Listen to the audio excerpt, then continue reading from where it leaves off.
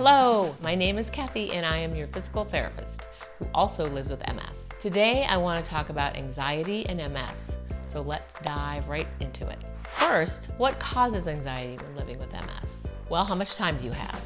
Because there's quite a list in my opinion, and I'm sure all of us have a little bit different opinions when it comes to anxiety, depending on what your personality is, how you were born and raised, how you've dealt with anxiety your whole life when it comes to just daily things that don't have anything to do with MS. I feel that from my perspective, because I was a middle school science teacher before I was diagnosed, I dealt with anxiety fairly well because, as you can imagine, being a 7th grade teacher, there's a million things you have to think about all at once. Thought of myself as a very flexible person. Yes, I had anxiety, but it wasn't anything I couldn't deal with. And then when I was diagnosed with MS, during that time, that created another level of anxiety, but it felt weird to have these weird sensations in my legs that I was experiencing, but I wasn't having to change my lifestyle due to those symptoms. So that helped me kind of to just lean into the MS diagnosis with a little more,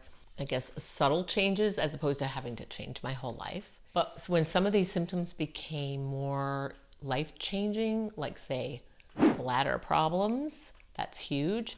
People can't see that, but that doesn't mean that you're not experiencing it. That started to cause more anxiety. I feel like going to PT school after, soon after my diagnosis helped a bit because I was able to get more knowledge about, my anatomy and physiology, all these different kinds of disorders that we talked about in class and how to treat it. And so I was feeling like I was kind of going through my education for myself, even though I was being educated on how to treat people with MS and other problems.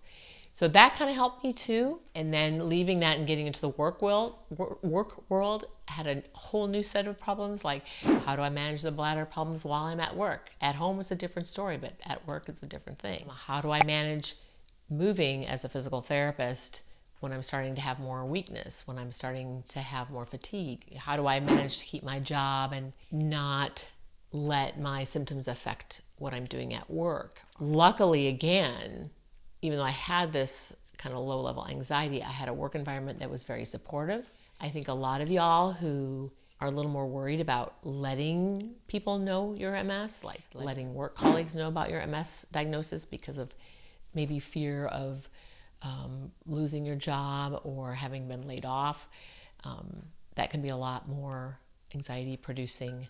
And then there's raising a family. Once I decided to have kids, how is my MS going to act? What are symptoms going to act when I'm pregnant? After I have the kids, raising the kids, how am I going to stay active with their life? That caused a lot of anxiety with me. And luckily I have a humongous close support system of friends and my family who maybe didn't get exactly what I was going through, but they were super supportive. They weren't dismissive about my symptoms if they couldn't see them. I think having a support system is just gigantic. If you have a support system, but they maybe still aren't quite getting what you're going through and you're having a hard time, getting someone to help, like a counselor, is going to be huge. And I think it's a benefit for anybody, whether you have a disability or a disease or you're just Joe Schmo person who has just normal issues with family and friends and work, and you need to talk to somebody who is real objective. I think having a mental health counselor is just huge.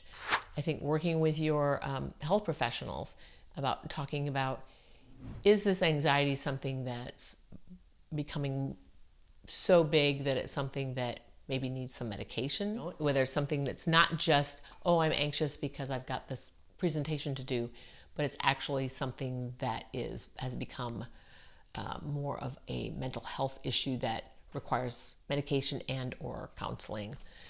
That's good to talk about with your health professionals. So hopefully you have good support from your doctors and nurses who are seeing you for your MS. Having a neuropsychologist around would be helpful too. Everyone's different. Another big thing that started to happen as I was progressing a little more in my 50s was, what assistive device do I use and how can I do, stay working and have my job and do my activities in the community with this? So being able to talk to someone about, when do I need to go to a cane? And if I'm having some falls, when do I need to go to maybe a walker or something more supportive? In conjunction with doing physical therapy, in conjunction with doing everything medically necessary for you to stay as functional and as mobile as you can. So there's a bunch of things. So how does exercise help with anxiety when living with MS? It's a huge factor. You really, really want to exercise regularly. I'm not saying you should do it every single day, but if you can do something every single day, that's great. I do try to exercise every day, even if that's through my work. Sometimes I'm exercising with my patients. We're doing an exercise, I'm doing it along with them, and that helps a lot. On weekends when I am not working, it's so huge to just get up, do a short walk if you can. Get online and do an aerobics program. Getting more oxygen to your brain helps a lot with anxiety and depression. So getting that oxygen into that nervous system, into your brain, getting the blood flow going helps a ton. Endorphins that are released into your bloodstream really, really help with anxiety, depression. It helps to elevate your mood. So getting a good aerobics class in, doing 30 minutes of your strength training, that accomplishment can help you feel really good about yourself, which can also help with anxiety. Even though it's hard to start, once you do, it's really going to help. So it's getting over that hurdle of how do I get started? Sometimes I'll give myself like reward. Like if I get started and complete this exercise program, when I'm done, I can listen to my favorite podcast. I can have a handful of my favorite nuts. Notice how I'm not saying have sugar, because that kind of defeats the purpose of getting your energy. Sugar is going to make you crash. Those are kind of things that will help me to kind of get through it. I can watch another episode of my favorite Netflix show or something. But once you get into the habit, which is the hardest thing to do, is that habit, it's going to help you feel better. It's going to help your anxiety. It's going to help depression. It's going to give you more energy to go about all the other things you want to do with your life. It's hard to kind of see that, but it's true if you can just do it. If you liked our conversation today and it gave you a bit of clarity or comfort, imagine having this kind of support built into your week.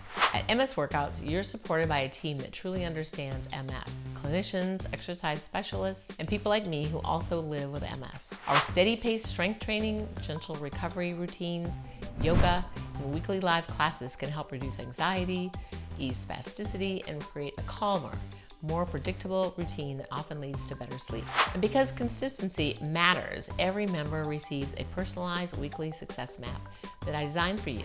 If you're looking for structure, support, and a way to feel more grounded day to day, we'd love to help. Just tap the link below to explore MS Workouts and see how it can fit into your life.